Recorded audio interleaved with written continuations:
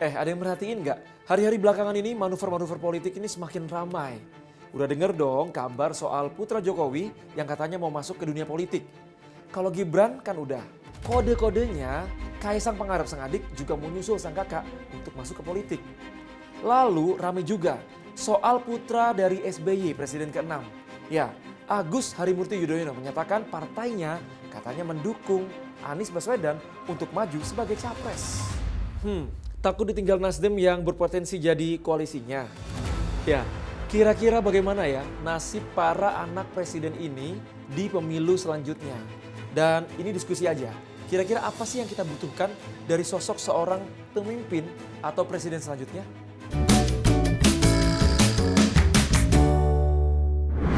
Dua putra Presiden Jokowi lagi jadi sorotan. Pertama, soal Ketua Umum Partai Gerindra, Prabowo Subianto yang bertamu ke Solo, ke rumah Wali Kota Solo, Gibran.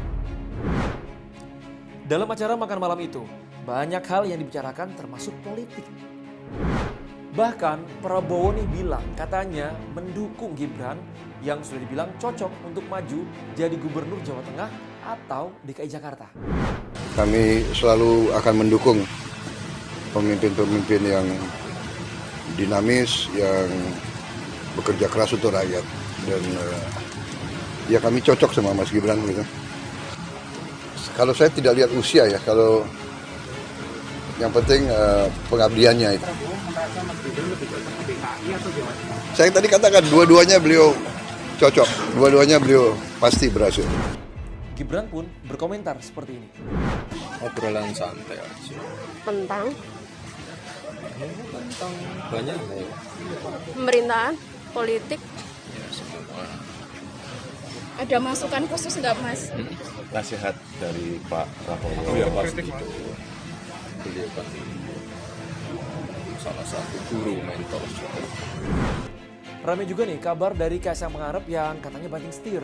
Dari pengusaha mau jadi politikus. Wih, mau ikut bapak, mas dan kakak iparnya mas. Kabar soal Kaisang mau terjun ke politik ini disampaikan kakaknya, Wali Kota Solo, Gibran. Katanya waktu makan bareng keluarga, Kaisang tiba-tiba bilang tertarik sama politik. Bukan cuma Gibran yang kaget, Pak Jokowi, sang ayah juga kaget.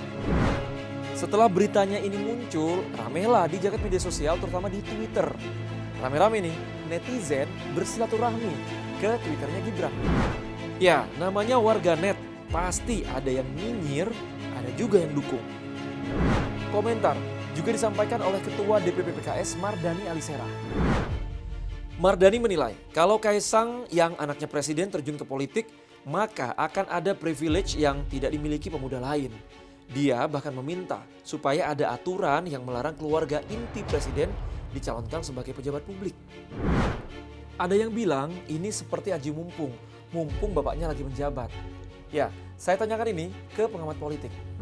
Tapi kan yang memang kalau kita melihat rata-rata, kan ada satu pepatah bahwa seringkali buah itu tidak mungkin jatuh jauh dari pohonnya. Ini kan sebenarnya menegaskan Kaisang tentu ingin menapaki langkah dan karir politik yang sudah dilakukan oleh Jokowi dan oleh Gibran sebagai kakak kandungnya. Tentu ini adalah sesuatu hal yang positif, di mana anak-anak muda seperti Kaisang punya potensi, punya resource, punya popularitas, pengusaha sukses, juga mau terjun dalam persoalan-persoalan politik. Yang menjadi ramai tentu saja ini tidak terlepas dari narasi-narasi politik dinasti ya.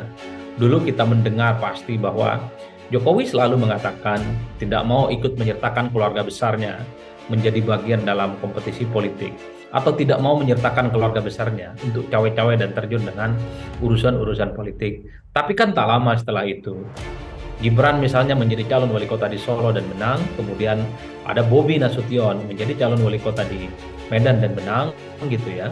Sejak saat itulah kemudian Jokowi banyak dikritik oleh publik. Dulu padahal publik berharap betul Jokowi mungkin menjadi satu-satunya presiden di Republik ini yang tidak terlampau tergoda untuk menyertakan keluarga besarnya untuk terjun dalam dunia politik di saat Jokowi menjadi seorang presiden. Karena ketika seorang presiden menyertakan anak, menantu, dan keluarga besarnya terjun dalam dunia politik, seringkali ada privilege yang didapatkan secara tidak langsung. Kaisang sih belum komentar lagi, tapi ya kita tunggu aja. Oh ya, berbicara soal figur dan pemilu. Sekarang sudah mulai agak-agak jelas sih siapa yang akan berkawan dengan siapa. Walaupun kita tahu politik itu kan sangat cair banget, bisa berubah sewaktu-waktu. Yang juga jadi sorotan, manuver dari Agus Harimurti Yudhoyono atau AHY. Bisa dibilang tiba-tiba, ia memberikan pernyataan. Terang-terangan mendukung Anies Baswedan sebagai Capres 2024. Katanya Demokrat bersama Nasdem dan PKS mendukung Anies. Adapun terkait bakal calon presiden atau baca pres, sudah ada kesamaan cara pandang dari ketiga partai untuk mengusung Anies Baswedan sebagai baca pres 2024. Bagi Demokrat, Mas Anies adalah tokoh perubahan dan perbaikan.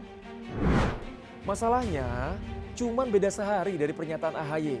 Nasdem yang katanya CS sama Demokrat, malah bertandang ke sekretariat bersama Gerindra dan PKB. Wih, ada apa nih? Nah, sepertinya Demokrat juga ketakutan akan ditinggalkan oleh Nasdem, mencari partner-partner partai politik yang lain untuk membentuk satu poros politik ya. Karena kalau kita membaca satu statement elit Partai Nasdem per hari ini misalnya, yang disebut dengan poros perubahan itu nggak ada sampai sekarang. Semuanya hanya sebatas penjajakan politik. Itu artinya apa? Ketika Nasdem berkunjung ke Gerindra dan PKB, secara tidak langsung itu satu pesan politik. Bahkan kalau mau disebut ini semacam intimidasi politik ke Partai Demokrat. Kalau Demokrat tetap ngotot, tetap ngeyel bahwa AHY adalah harga mati cawapres bagi Anies, maka sangat mungkin bagi Nasdem akan meninggalkan Demokrat. Dan Nasdem relatif cair dan bisa diterima oleh partai-partai politik yang lain. Tidak ada kawan abadi, tidak ada musuh abadi. Ya kira-kira sebagian kalangan menggambarkan politik seperti itu. Yang ada bergantung pada kepentingan. Tapi yang perlu diingat dan yang paling penting dari hanya sekadar kepentingan dan kontestasi politik, bahwa pemilu adalah penentu. Penentu bagaimana nasib negara ini ke depannya. Ya klise sih kedengarannya, tapi ya memang begitu.